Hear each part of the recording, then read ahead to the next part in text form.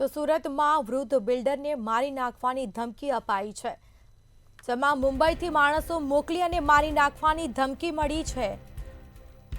તો વૃદ્ધ બિલ્ડરને મારી નાખવાની ધમકી મળી, જેમાં ભાગીદારી પેઢીની સિંગણપોર સ્થિત જમીનનો મામલો સામે આવ્યો।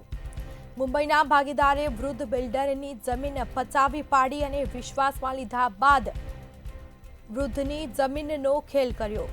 વિશ્વાસમાં લીધા બાદ કરી નાખ્યો છે આ જમીનનો ખેલ અને મારી નાખવાની પણ ધમકી અપાઈ હતી। વહીવટી સરળતા માટે વિશ્વાસમાં જમીનનો દસ્તાવેજ કર્યો હતો। તો પેઢીના બદલે મુંબઈના બિલ્ડરના નામે ખેલ કરવામાં આવ્યો। હવે આ જમીનનો માલિક તું નથી તેવી ધમકી પણ અપાઈ હતી। રમેશભાઈ નરસિંહભાઈ પટેલ, સૌરાષ્ટ્રવાસી છું। 35 વર્ષથી છેલ્લા 35 વર્ષથી સુરતમાં સિંગણપોર કતાર ગામમાં જ વ્યવસાય કરું છું। બિલ્ડર છું, સારી એવી ગુડવિલ ધરાવું છું। એક સાથે 100 ફ્લેટ બુકિંગ કર્યાનું રેકોર્ડ છે મારું। હવે 2011માં આ જમીન મેં ખરીદેલ હતી। 2013માં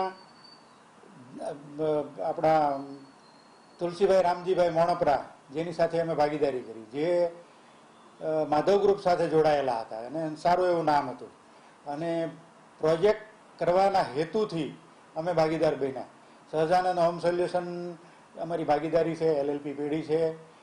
હવે 2017માં ટાઇટલ થઈ ગયું, એને થઈ ગઈ જમીન, પછી અમે પ્રોજેક્ટ મૂકવાની શરૂઆત કરી। છતાં પ્રોજેક્ટ હમણાં મંદી છે, આ છે તે કહીને પ્રોજેક્ટ મૂકવાનું ટાળી દીધું।